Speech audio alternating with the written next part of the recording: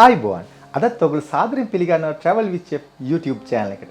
ඔන්න අදත් මම රෙසිපි එකක් අරන් ආවා. ඒ තමයි කොහොමද මේ හරියටම ලේසියෙන්ම හොඳ තෙතමනයට චොකලට් කේක් එකක් හදාගන්නේ කියලා. ඉතින් අද මම ඔයගොල්ලන්ට කියලා දෙන්නම්. හරිම ලේසි. ඔයගොල්ලන්ට හැමෝටම මේක බලන්න ඕන කෙනෙකුට මේක කරන්න පුළුවන්. හරිම ලේසියෙන් කියලා මේ තෝරාගත් එකක් තමයි මේ කරන්නේ. මොකද සමහර මේ චොකලට් කේක් තියෙනවා ටිකක් හරි අමාරුයි. කියන්නේ ටිකක් මෙහෙම අමාරු කියන්නේ අපිට ලේසි. නමුත් ඔයගොල්ලන්ට නිතර මේව කරන්න නැති අයට බේකින් වැඩ කරන්න නැති අයට පොඩ්ඩක් අමාරුයි. නමුත් මේක හරි ලේසි. මම මේකයි තෝරගත්තේ මේක ඔයගොල්ලන්ට ලේසියෙන් කියලා දෙන්න කරන්න ඕන කියලා. ඉතින් අපි බලමු මේකට අවශ්‍ය මොනවද මේ අමුද්‍රව්‍ය කියලා.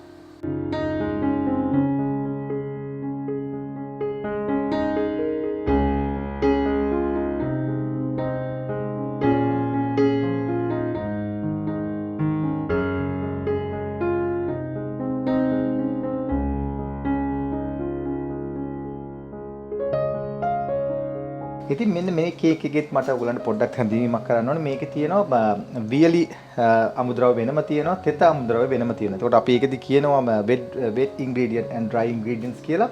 ඉතින් අපි මේකෙදි මම මුලින් පෙන්නන්නේ මේ අපි මුලින්ම මේ මොනවද අපි දීර જાති ටික. ඉතින් මට මුලින්ම එකට අවශ්‍ය වෙනවා තමයි බිත්තර, සම්පූර්ණ බිත්තර 8ක් අවශ්‍ය වෙනවා. ඊළඟට මට කිරි ඔයගලන්ට පාවිච්චි කරන්න පුළුවන්. ඔයගොල්ලෝ දන්න සමහර කල් කිරි පාවිච්චි කරනවා, ෆ්‍රෙෂ් මිල්ක් එකක් තියෙනවා ඒක පාවිච්චි කරන්න පුළුවන්. නැත්නම් දිය ඔයගොල්ලෝ පවුඩර් එක දිය කරලා ගන්න පුළුවන්.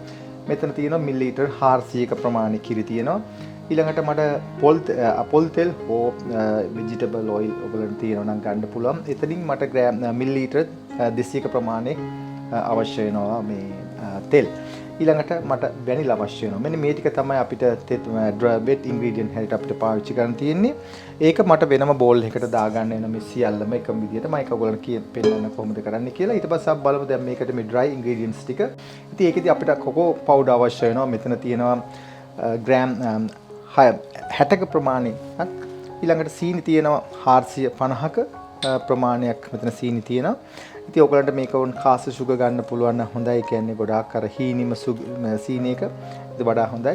ඉතින් මෙතන පාන් පිටි තියෙනවා ග්‍රෑම් 480ක ප්‍රමාණය පාන් පිටි. ඒ කියන්නේ කේක් හදන්න ගන්න පිටි එක. ඊළඟට මෙතන අපිට ලුණු තියෙනවා ටීස්පූන් එකක්. ඊළඟට බයිකාබනේට් සෝඩා තියෙනවා 1 ටීස්පූන්. ඊළඟට බේකින් පවුඩර් එක තියෙනවා ටීස්පූන් 2ක ප්‍රමාණයක්. ඊළඟට මට අවශ්‍ය වෙනවා Nescafe coffee වගේ ප්‍රමාණයේ ටේබල් ස්පූන් 2ක ප්‍රමාණයක් අවශ්‍ය වෙනවා. මේක මතක තියාගන්න රස්නේ වතුරකින් මේක දිය කරගන්න. දිය කරලා තමයි අපි එකතු කරගන්නේ මේ කේක් එකට. ඉතින් මෙන්න මේ ටික තමයි අපිට අවශ්‍ය වෙන්නේ. ඊළඟට අපිට මෙන්න මේ වගේ බේකින් ට්‍රේ එකක් අවශ්‍ය වෙනවා. මම මේකේ සයිස් එක ඔක්කොම ඔයගලන්ට සඳහන් කරන්නම් මේකේ මේ රෙසිපි එකත් එක්කම. ඒක තවත් පහසු වෙනවා. නමුත් මේක ඇත්තටම මේක හැදුවන් පස්සේ මේක කිලෝ 2ක කේක් එකක් වෙනවා මේකේ. ඉතින් ඔයගලන්ට මීට වඩා පොඩි ප්‍රමාණික මේ ට්‍රේ එකක් තියෙනවා. ඔයගලන්ට පුළුවන් මේකේ මේ රෙසිපි එකේම හරියට බාග් එක ඔයගලන්ට අවශ්‍ය කරන ක්වොන්ටිටි එක අරගෙන කේක් එක හදාගන්න පුළුවන්. ඉතින් මෙන්න මේ ටික තමයි අපිට මූලික වශයෙන් අවශ්‍ය වෙන්නේ. අපිට oven එකේ උෂ්ණත්වය 170ත් 187 අතර ප්‍රමාණය තමයි මේක විනාඩි 35ක් විතර ප්‍රමාණයක මේක බේක් කරගන්න තියෙන්නේ. හරි අපි බලමු දැන් කොහොමද මේක කරන්නේ කියලා.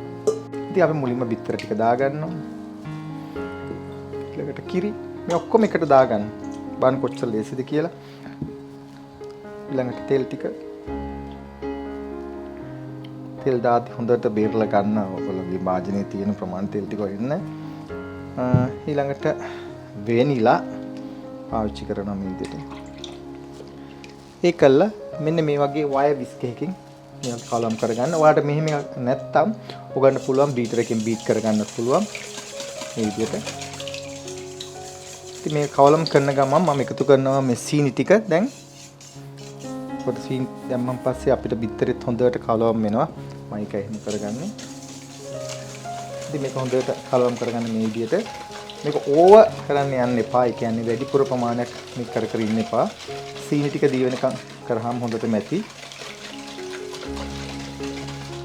ඒ අතරේ ඔයගොල්ලන්ට පුළුවන් මේ දැන් මේ කරන ගමන් පාන් පිටි වලට අර බේකින් පවුඩර්, බයිකාබනේට් සෝඩා, ලුණු ඒ ටික එකතු කරගන්න පුළුවන්. ඒත් එක්කම කොකෝ පවුඩර් ටිකක් එකතු කරගන්න පුළුවන්. ඉතින් මම මේ බේකින් පවුඩර්, බයිකාබනේට් සෝඩා ඊළඟට ලුණු මේ විදිහට දාගත්තා. ඊළඟට කොකෝ පවුඩර් ටිකත් මේ විදිහට දාගත්තා. ඔයගොල්ලන් තියෙන මේකේ පොඩ්ඩක් දැනට මේ විදිහට කවලම් කරගෙන පස්සේ මේක හොඳට මේ හලා ගන්න ඕනේ shift එකකින්. ඒක ඔයාලට කෙලින්ම මේ මගේ මේ මිශ්‍රණයට එකතු කරගන්න පුළුවන්. හරිම ලේසියි. ඉතින් මේක මෙන්න මේ විදිහට අපි පොඩ හලා ගන්න ඕනේ අපේ මිශ්‍රණයට.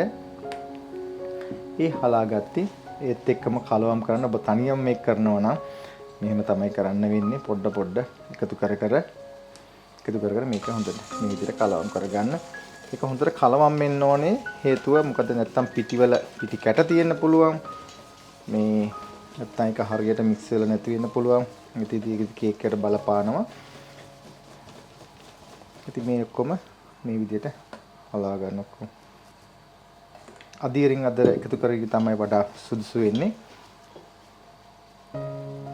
ඉතින් මේ විදිහට ඔක්කොම ඉතින් මම අන්තිම ටිකත් මේ විදිහට එකතු කරගත්තා. ඉතින් මම මේ ඔක්කොම දැන් දාලා තියෙන්නේ මේ විදිහට හොඳට කලවම් කරගන්න මේක. ඉතින් මම බීටර් පාවිච්චි කරන්නේ නැහැ. මේක ලේසියෙන් හැමෝටම කරන්න පුළුවන් නිසා මම මේ විදිහට කරන්නේ. ඉතින් හත්සින්වත් මේ වගේ වයර් බිස්කයක් නැත්තම් ඔයගොල්ලන්ට ඉතින් පාවිච්චි කරන්න වෙනවා අනිවාර්යයෙන්ම මේ බීටර් එක. මේක එකම විදිහට හොඳට කලවම් කරන්න ඔයගොල්ලන්ට පේනද? වතුර ගතියට වගේ ඇවිල්ලා තියෙනවා. අපික තියාගන්න මේකෙදි මේක නිමා ඉවර කරන්න කලින් ඔයගොල්ලෝ මතක බලන්න අනිවාර්යයෙන්ම පිට් එක හොඳට කලවම් වෙලාද කියලා.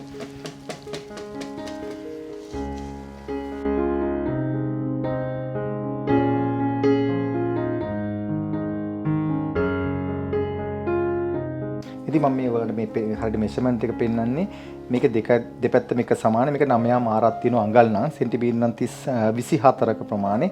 ඒ වගේ තමයි අනිත් පැත්තත් එකම සයිස් එකමයි තියෙන්නේ. ඔයගොල්ලෝ පේන තියෙන 9 මාරක් ප්‍රමාණයක්. ඊළඟට සෙන්ටිමීටර ගත්තොත් ඒක 24ක පාලක් තියෙනවා. උස ගත්තොත් අඟල් 3ක උසක් මේ තියෙනවා. ඒ කියන්නේ සෙන්ටිමීටර 7ක් මාරක් විතර ප්‍රමාණය. ඉතින් ඒක තමයි ඔයගොල්ලන්ට මම පෙන්වන්නේ. මම මේ රෙසිපි එකට අවශ්‍ය වෙන ප්‍රමාණයේ බේකින් ට්‍රේ එක තමයි මම ඔයගොල්ලන්ට පෙන්වන්නේ. නමුත් මම මේක ඔයගොල්ලන්ට දාලා තියන රෙසිපි එකත් එක්කම ඒක තවත් ලේසි නිසා. ඉතින් මම මගේ කොෆි ටික නෙස්කැෆේ ටික මම මේ විදිහට අන්තිමටම දිය කරගත්තා. ඒක liverලා ඒකත් මම අන්තිමේදී මේ වගේ පොඩි ප්‍රමාණයක් එකතු කරගත්තා. ඒකත් එක්ක මොකද අනිවාර්යයෙන්ම මේ රස තවත් වැඩි වෙනවා මේකෙන් කරන්නේ ඒකයි. වෙන විශේෂ දෙයක් නෙවෙයි. මේකට මේ කේක් එකට තවත් රසයක් ලබා දෙනවා මේ කොෆි එකතු කිරීම. මම ඇත්තටම මේකතු කරේ මම නෙස්කැෆේ එක. අන්න මම දැන් මේ විදිහට දා ගන්නවා මගේ බේකින් ට්‍රේ එකට. ඔයාලට පේන්නේ නැද්ද මේකනේ වතුර ගතියට වගේ තියෙන්නේ. සමහරට මේ කේක් එක හැදෙනකොට උඩින් ටිකක් ක්‍රැක් ගතිය තියෙනවා. කොහොමත් අපි මේක ෆිල්ම් එකක් දාද්දි අනිවාර්යයෙන්ම උඩ අපි අයින් කර ගන්නවා. ඒකයි මම ඔකට කලින්ම කිව්වේ. ඉතින් මේ විදිහට oven එක උඩින් දාගන්න. මේක ගෑස් oven එකක්. ඒක නිසා මේක උඩදී දාන්න ඕනේ. ඔයගොල්ලෝ oven තියෙන සම උඩ යට දෙකම රත් වෙනේ. ඒ වුණොත් දෙකම දාන්න වෙනවා අනිවාර්යයෙන්ම උෂ්ණත්වයේ. හරියට මුළු ඇතුළම හොඳ උෂ්ණත්වයක තියෙන්න ඕන. මේකේ මේ හරියට බේක් වෙන්න ඕන.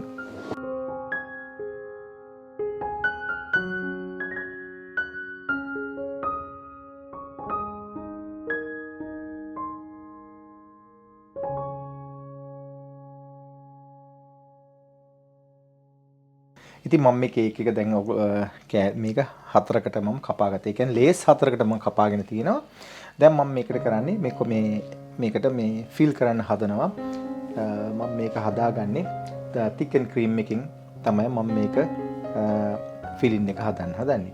ඉතින් මේකදී ඔයගලන්ට මේ තිකන් ක්‍රීම් හොයාගන්න බැරි නම් ඔයගලන්ට පුළුවන් මේකට බටර් අයිසින් එක පාවිච්චි කරන්න. බටරුයි ඔයගල මේ කාසු සුගර් හෝ නැත්නම් ඔයාලට අයිසින් සුගර් පාවිච්චි කරලා ඒක හදාගන්න පුළුවන්. ඉතින් මම අද මේකට පාවිච්චි කරන්නේ මම තිකන් ක්‍රීම් එකකුයි ඊළඟට කාසු සුගර් වැනිලා කොකෝ පවුඩර් තමයි මම මේකට පාවිච්චි කරන්නේ. මේක තික් කරලා ගන්න. ඊට පස්සේ මම මේකට ෆිලින් එක හදලා ඔයගලට මම පෙන්නන්නම් කොහොමද මේ ඒක කරන්න කිව්වේ. ඉතින් මේකෙදි මතක තියාගන්න ඔයගොල්ලෝ බේස් එක යටට ගන්න හරියට මේ කපපු ටිකේ විදියටම හරියට ෆිල් මේ තියලා එකක් උඩ එකක් තියලා මේක හරියට සෑන්ඩ්විච් කරගන්න. කරලා මම සිම්පල් ගාර්නිෂ් එකක් ඔයගොල්ලන්ට මේ කරන්නම් මේක ඩෙකරේෂන් එක. ඒක කළා ඔයගොල්ලන්ට පෙන්නන්නම් මේ කොහොමද මේකේ අවසානයේ අපි නිමා කරගන්නේ කියලා. ඉතින් මුලින් මම මේ thick cream එක මම මේක දැන් දාගන්න මේ වගේ බෝල් එකකට. මොකද මම මේ දැන් මේක අපි හොඳට whip කරගන්න ඕන. ඒක කරාම හොඳට හයියට සෙට් වෙනවා. ඒක තමයි මම කරගන්නේ. ඊට පස්සේ මම සීනි ඔයගොල්ලන්ට අඩු වැඩි කරගන්න පුළුවන් Tamanට වුණු විදියට මේ වසානුව. ඒ කිසි ප්‍රශ්නයක් නැහැ. නමුත් ගොඩාක් සීනි දාන්න බෑ. මම මෙතන ග්‍රෑම් 100ක ප්‍රමාණයක් මම එකතු කරේ. ඊට පස්සේ මේකට මම වැනිලා ස්වල්පයක් එකතු කරගන්නවා. ඊළඟට කොකෝ පවුඩර් මේ විදිහට එකතු කරගන්න. මම ඔක්කොම එකතු කරන්නේ නැත්නම් මේක අපි මික්ස් කරද්දී දාද්දී හැමතැනම විහිදලා යන නිසා මම මේ ඔක්කොම එකට දාගත්තා. දාලා දැන් මම හොඳට බීටර් එක අරගෙන මේක හොඳට මම මික්ස් කරගන්නවා. ඉතින් මම මේක කරන කලින් මම මේක පොඩ්ඩක් මේ විදිහට මික්ස් කරගන්නවා. නැත්නම් මේක හැම තැනම මික්ස් වෙන්න පුළුවන්. දැන් මම මේක පටන් ගන්නවා. එතකොට ඔයාලට පේනවා මේක හරි රසට ඇවිල්ලා තියෙනවා. ඉතින් මේ විදිහට මේ හොඳට මේ ඔයාලට පේනවා වැක්කිරෙන විදියක් නැහැ. මේ විදිහට තියෙන්න ඕනේ. වැටෙන්නේ නැති වෙන විදිහට හොඳට සෙට් වෙලා තියෙන්නේ. මේ නැත්තම් ඔයගොල්ලන්ට මේක පොඩ්ඩක්ම සැකනම් ඔයගොල්ලෝ පොඩ්ඩක් ෆ්‍රිජ් එකේ තියලා ගන්න පොඩි වෙලාවක්. එතකොට හොඳ කූල් එකට තියෙනවා. මතක තියාගන්න මේක කේක් එක අපි දැන් මම ඔයගොල්ලන්ට පෙන්නුවා මේ කොහොමද කපලා තියෙන්නේ කියලා මේ ලේස් විදියට හොඳට පෑ දෙකක්වත් හොඳට මේක නිවෙන්න ඕන. කිසිම විදිහකින්වත් මේක රස්නේ ගතිය තියෙන්න බෑ. හේතුව නැත්තම් මේක වන්න පුළුවන් ෆ්‍රිජ් එකේ දාගන්න. නැත්තම් මේ මොකද වෙන්නේ නැත්තම් මේ රස්නේ තිබුණොත් මේක දිය වෙන්න ගන්නවා. ඉතින් නිසා හොඳට සීතලට තියෙන්න ඕනේ. මේක මෙන්න මේ කේක් එක අපි ෆිලින් එක මේ ෆිල් කරද්දී.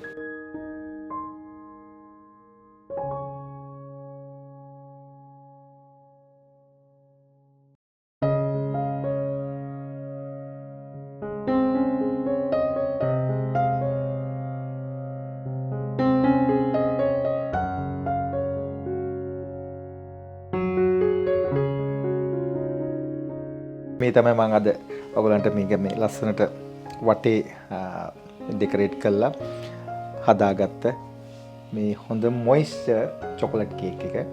ඉතින් මේක ඇත්තටම ලොකු මේක මට හිතුවට වඩා ප්‍රමාණය ලොකු වුණා. ඒ කියන්නේ මොකද අර ෆිලින් මැදට අපි ලේස් වලට අතර මේ ෆිලින් එකම දානකොට ඒ ප්‍රමාණය ඉස්සුණා. ඊළඟට හොඳ බරක් වුණා. හරි පරිස්සමින් කරන්න ඕනේ ඉතුරු ටික. මේකෙදි මම ඔයගලන්ට දැන් මේක කපලා පෙන්නන්නම්. මේකේ සාමාන්‍ය කිලෝ 2කට වැඩි දැන් ප්‍රමාණි බර. නමුත් අපිට කොහොම සියල්ල දාලා ආවම පස්සේ කිලෝ 2ක ප්‍රමාණයක් ආවා. ඊට පස්සේ මේ ටික ඔක්කොම ගානිෂ් කරලා ගන්නකොට 2කට ප්‍රමාණය වැඩිද. ඉතින් ඔයගලන්ට පේන්නේ නැති මම මේ පොඩි සිම්පල් ගානිෂ් එකක් මේ මගේ අර චොකලට් ඒ කේක් එකේ වටේ මම කපලා ගත්තේ ඒවා තමයි මම මේ උඩට දාගෙන තියෙන්නේ. ඒකලා හරිම මේ සිම්පල් එකක්. ඉතින් ඔයගලන්ට මොකද මේකෙදි ගොඩක් දේවල් අපි කරන්න ගියොත් මේක අමාරුයි කරන්න. ඒක නිසා මම මේක කරේ මේ විදිහට සිම්පල් ගානිෂ් එකක් කරගත්තා. ඉතින් මම ඔයගලන්ට මේ කෑල්ලක් කපලා පෙන්නන්නම් ඇතුලේ කොහොමද තියෙන්නේ කියන එක බලන්න.